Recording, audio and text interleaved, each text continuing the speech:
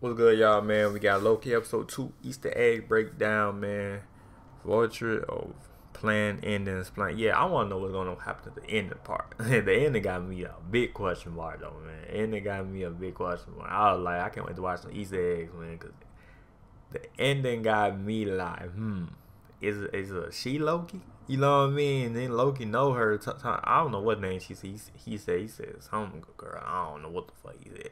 And then the whole time thing went to a different portion. Then the whole timeline fucked up. I'm like, and then y'all running. And then Loki thought about it. He like, no. They run like that. No, Loki. And then Loki looked at him. Went back to the time. Went back somewhere. He went home with her. I'm like, oh, here we go again, Loki. Hey, that's my nigga, Loki. Ain't loyal. That's my nigga, Loki. Loki knows what's going on. He went to the thing, folks. But the ending was crazy though, man. It ends like that when Loki went to the door and shit. It ends like that. I'm like, damn, fool. I was trying to find this like a cliffhanger, but they ain't gonna do that probably to like the mid episode, you know, cliffhangers and shit. But yeah though, man. But hey, look at that shit though. You ain't watch it? Go ahead and watch that shit though. But yeah, but I went right to the Easter eggs, man. Breakdown on episode 2. And yeah though, leave a like to my channel, man. And yeah, let's get it, man. What's going on, guys? Welcome to Everything Always. My name is Michael Roman, aka Allfires. Hopefully you've had a chance by now to watch the second episode of Loki, which continues to bring us... I watch that bit at 2 o'clock. I watch that bit every time at 2 o'clock. That's what it come out, around 2 o'clock. So, hey, y'all, my time is 2. Probably y'all's is 3. Probably like 11 o'clock, probably LA time, you know. But mine, hey. More and more detail as to how the multiverse works in the MCU. The aptly named The Variant second episode, introducing us to another variant of Loki. Finally, Lady Loki making her appearance, but really there was so much packed into this episode. Wait, what you say? Wait, I don't know what she said. Named The Variant second episode, introducing us to another variant of Loki. Finally, Lady Loki. Oh yeah, I said that too. I said, is it a girl Loki? And he said it too. He said it right there, a girl Loki. I ain't know they had a girl Loki though. I'm like, hold on, it's a she Loki? Cause he had goddamn, you know, horns in his head. That's why I'd be like, making her appearance, but really there was so much packed into this episode. That was only one of many reveals. We have to talk about the ending of this little trick she was trying to pull off, and a couple of time frames that show us exactly where she sent those bombs, outside of course, the location of the timekeepers, which we learn at the end of the episode is now in grave danger. We're gonna I don't know what happened there. Like, did the bomb set off at the time? Like, I'm like, it's a lot of shit going on, man. Got fit the pieces in the puzzle, man. You know what I mean? No cap. Break down the entirety of this dialogue-laden episode, especially that between Owen Wilson's Mobius and Loki, then later in the episode, Mobius and Ravonna Renslayer. Talk about what that reveals might be going on at the TVA, Lady Loki's plans, and everything else. We're going to break it all down, but first, if you could grab the subscribe button. We're still giving away a PlayStation 5 now at 900,000 subscribers, as well as Disney Plus subscriptions every week while the shows are live. We'll announce a brand new winner at the end of this. We're also giving away this insane Avengers 118 graded in a 9.4 CGC signature series, meaning the same company, CGC, that graded this comic was there in person when it was signed by Tom Hiddleston himself, Loki, and Elizabeth Olsen, Scarlet Witch. You can see both of their signatures there side by side as they feature on the cover and in the story, and we'll be giving this away with the conclusion of Loki in just 4 short weeks. So if you want to be entered to win the comic, the PlayStation, or any of the other giveaways here at the channel, all the same rules will always apply. All you have to do, hit that subscribe button, then leave a comment down below, and if you want, stick around at the end of the video. We'll get into all the giveaway stuff again there. So obviously, with a title like The Variant, this episode was going to explore this character, and we open up with a first-hand account of some of her handiwork. We find out it's a Renaissance fair set in the 80s. The song that plays over the top is Holding Out for a Hero, a song by Bonnie Tyler back during the same time frame. The lyrics, if you're listening to them specifically, are, where have all the good men gone, and where are all the gods? Where's the streetwise Hercules to fight the rising odds? Isn't there a white knight upon a fiery steed? Late at night I toss and turn, I dream of what I need a hero. Obviously framing this episode and framing the narrative for just who is the actual hero in this whole story. The protagonist, seemingly Loki, for which the show is named after, typically a villain. And if this lady Loki... That's why I was like, because at first I was like, I thought it was some other motherfucker, like other villain. But it's Loki. It's him. But it's a girl Loki though. I was like, we was trying to find out who in the black thing for the black hoodie.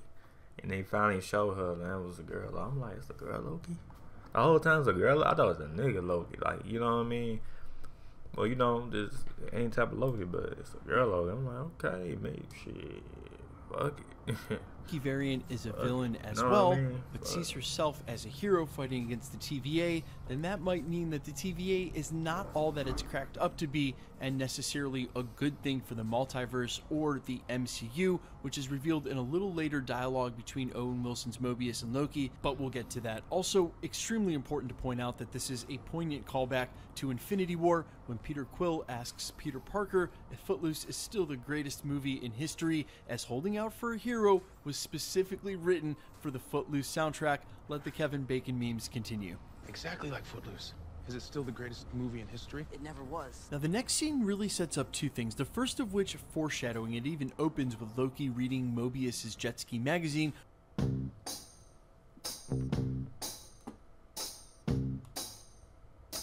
which comes in later as a metaphor for his form and function and how power, performance, quality. He thinks about the TVA and his purpose in it, but it also sets up the foreshadowing of what happens when the TVA can't prune a line. You have Miss Minutes quizzing Loki as if he's been studying up to become a ready member of the TVA, when we all know, him included, that this isn't long-lived. As soon as they get what they need out of him, they're probably going to reset him like every other pruned Loki variant, which is the second thing that this scene sets up, and we'll get there in just a second. But it's important to note the whole purpose of his conversation with Miss Minutes is that there are certain timelines that TVA cannot reset, and those are the branches which cross the red line. That means that the Nexus event stays permanent. That's obviously going to come in towards the end of the episode and help explain what Lady Loki was trying to do, and we have a really awesome screenshot of some timestamps that we're going to get into. Then we see all these if I was like, damn, that's a lot of them motherfuckers. You got that, you got variations of Loki. You see a variation there that has a trophy. That's the Tour de France. And really, this is one of the craziest Easter eggs ever. I had to cite this article here in Business Insider from back in 2015. Crazy Stat shows just how common doping was in cycling when Lance Armstrong won the Tour de France. Loki, historically a cheater, and in cycling was one of the most cheating rampant sports. In fact, this article goes on to say that 65% were caught or admitted to doping, and that's just the ones that were caught or admitted to it. So over half the sport is doing drugs and cheating to win. You see him winning one. He's historically a cheater. I thought that was an incredible critique and an awesome detail from the writers in the MCU. We also see what clearly looks like a hulked out version of Loki. And this is particularly interesting of all of the characters to mash up, because Hulk and Loki have had their differences historically in the MCU, stemming all... They funny for that shit too. I saw that. They funny for that shit. I ain't gonna lie. All the way back to that scene in Avengers 1. He calls him a puny god. We saw his unease when he saw Hulk again on Sakaar during Thor Ragnarok. Now you see a version where presumably he's been exposed to gamma radiation and or whatever happened with the Hulk. This is pretty incredible, and would love to see that variation in real life, although I'm assuming that's the Easter egg it's meant to be, and they're never going to make any CGI for this. Now, just as this last scene really had dual purpose, the next one does as well. Continually, the dialogue is always filling in little gaps in between the characters to sort of answer questions that we would have. Loki goes ahead and asks Mobius, why don't we just show up before the attack occurred? Much in the way that you would think that Captain America would have returned the Infinity Stones right at their moment of inception. But as Mobius goes on to explain that a Nexus event destabilizes the time flow, so they have to show up in real time while the branch is still growing and evolving, and prune it that way. We then get that long played out dialogue where Loki's trying to sound intelligent and philosophical, when really all he's doing is stalling for time, because what he's trying to do is see if he can let this branch or Nexus event hit that red line they just talked about minutes ago in this episode, to the point of no return. Mobius is able to call his bluff in the last second. Oh yeah, I saw that. He said, you gonna go behind my back like that? Cause he was like, hold on, hurry up. And he just talking, you know what I'm saying? Loki, I was about to say, we like Loki though, because he an asshole and he's smart, you know what I mean, at the same time. You feel me, man? So, yeah, shit. And they reset this timeline. Now, the next scene is extremely interesting and gave me all of the Westworld vibes. Westworld, a show over on HBO based on a previous series that has robots and AI. Now, back in the times of the TVA in the comics, all of the TVA agents were just replicas of Owen Wilson's character Mobius, who was fashioned over Marvel Comics continuity officer. Now, in the comics, there are also some very loose... This gets super weird, but Kang is everyone because he's lived long enough on all timelines to be everyone. There is some very obvious flirting, some very obvious terms of endearment. The way that the dialogue happens.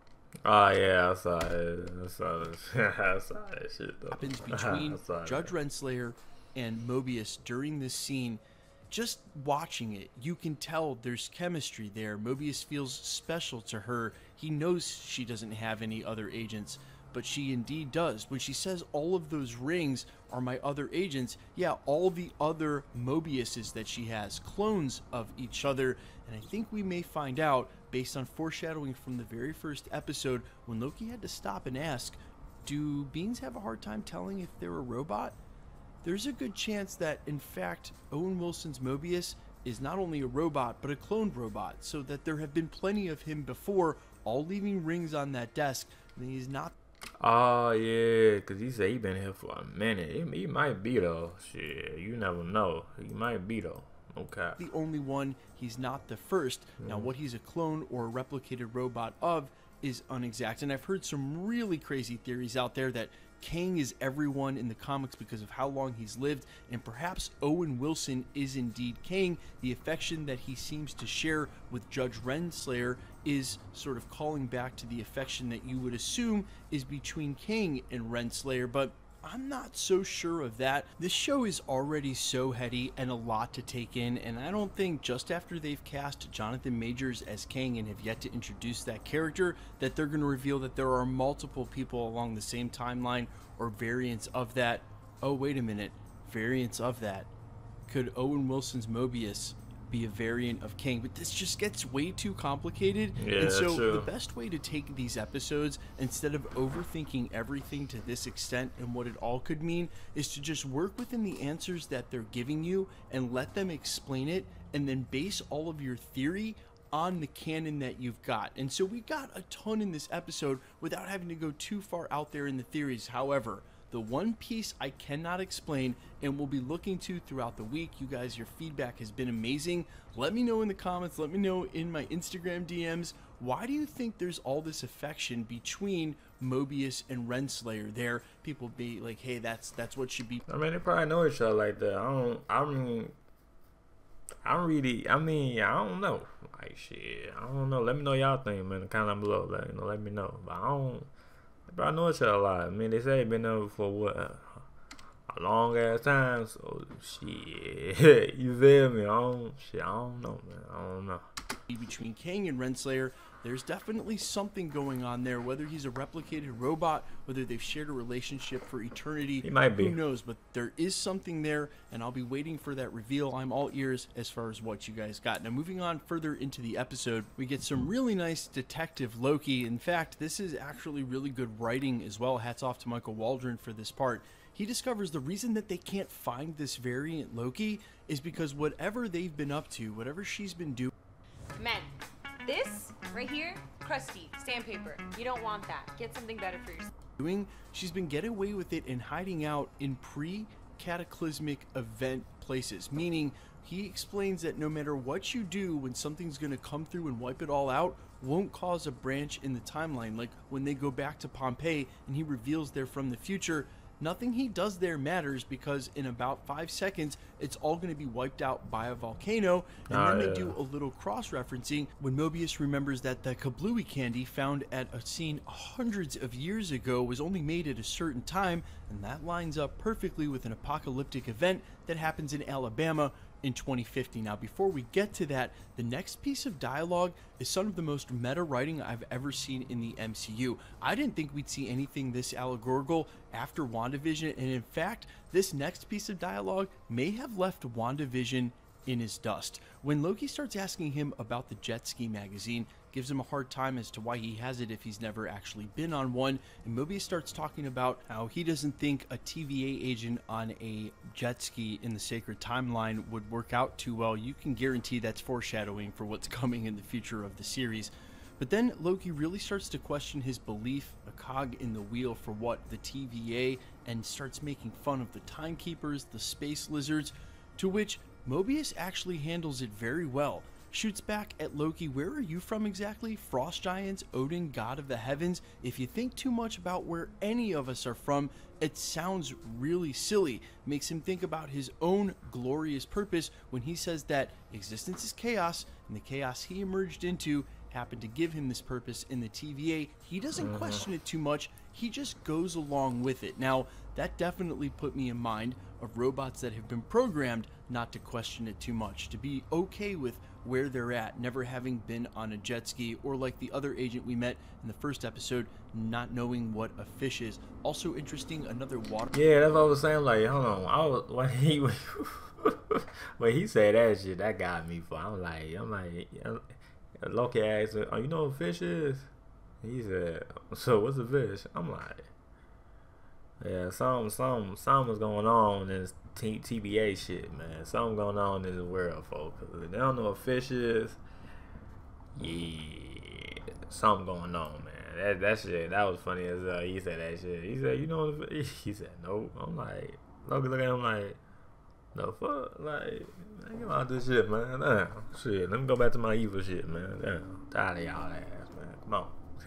Water reference, so obviously there must not be any bodies of water on wherever the TVA is, wherever it's located in the middle of the 9 realms. But this conversation was really a critique about this show and us, the audience itself. If you over question anything to the point where you have to see if there's a plot hole on any of it, there's always going to be one. If you over question anything that's written in any of these series, yeah, of course it's going to come off silly. These are Marvel comic books with superheroes and supervillains. No matter how much realism they try to cram into the MCU, it's still just comic book material. At some point, you have to know when to let it go. At some point, you have to know when your overthinking isn't actually going to lead you to an answer, and if it does, that answer might just spawn more questions than the answer provides in and of itself. And the sort of peace that he's alluding to from the opposite of this is the peace that they'll meet in at the end of all time. So he even puts a point on it and wraps it up with a bow.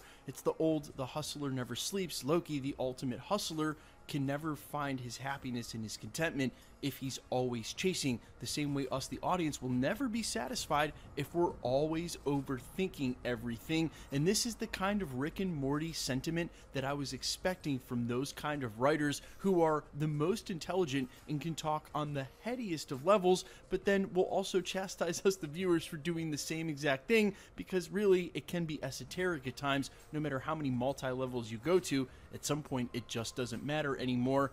So here we are in a show, Loki, explaining the most complicated parts of the MCU, but telling us, the viewers, not to overthink it.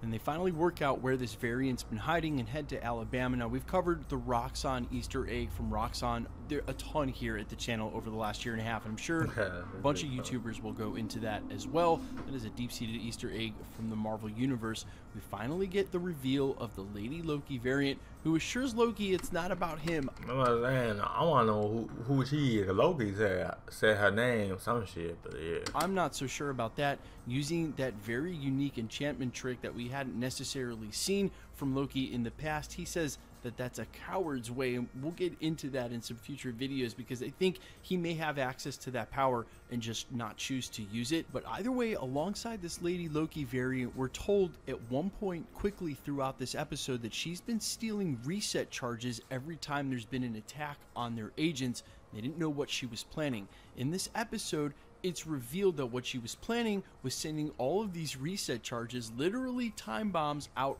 all over the timeline at once. Now let's go ahead and look at some of these places, including Vietnam, Portugal, Damn, she went Asgard, Rome, basically the same place they went to. Mir, Cookville. Thornton, USA, Cookville, USA, Asgard, Rome, Italy, Sakar. You also have Finland, Ego, Titan, New York, Damn. USA, Tokyo, Japan, Hala, Asgard, all these places listed all at once. And then we saw in one of the initial trailers all of these places looking completely destroyed. Of course, New York City with the wrecked Avengers Tower in the background, and that scene where we all claimed he was sitting on Vormir with Black Widow, and they said, no, that's not right. It's not Black Widow. It's not.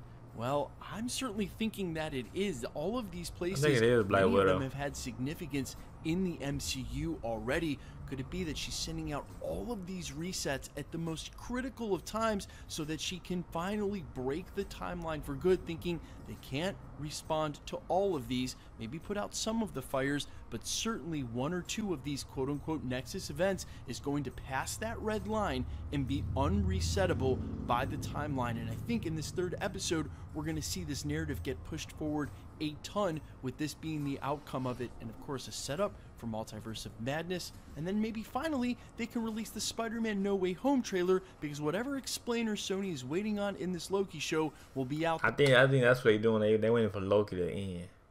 I think that's what they're doing though. See, now I want to jump to okay, Mara. I know what y'all doing though.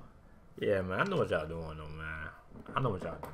There by episode 3 or 4. Guys, let me know all your thoughts down below and reaction to this episode. First of all, let me know 1 to 10. Where does this rank for you guys and amongst the other Disney? 10 out of 10. This is the best series in Marvel though. I get this shit top number 1. Like I say Loki, Wanda. Yeah, I get WandaVision and Captain America right there. You know what I mean? Let me know what y'all list is so far in the Marvel's show. You know what I mean? Disney Plus. Let me know in the comments. But I give Loki, WandaVision, and Captain America. You're talking about Falcon and Winter Soldier. But yeah, let me know in the comments what y'all think. Plus shows in MCU. How are you liking the show in all? And all your thoughts on these theories. What's going on with Owen Wilson's Mobius and Ravonna Renslayer? What's going on with Loki's character and Loki's variant? Is Loki actually going to be on the side of the TVA by the end of all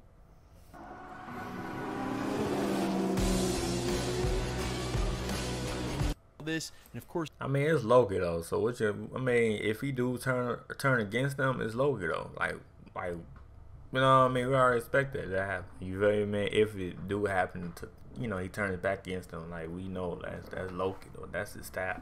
That's what we like him for, because he an asshole. No cap. Versus Mobius going to finally ride a jet ski. Let me know all your thoughts down below, and quickly, let's get into the giveaway stuff. But yeah, man. Hey, I give this show 10 out of 10. You know what I'm saying? It's good for me, man. It's the shit. If you didn't see it yet, man, go ahead and watch it, man. Don't watch the video, man, if you didn't see episode 1 first, episode 2, because you ain't gonna understand though. If you saw it, hey, go ahead and watch the video though. No cap. But anyway, man, leave a like, man. So my channel, hit the bell. New. It is also good. Let me know in the comment down below. And yeah, I'm out. Alright, peace.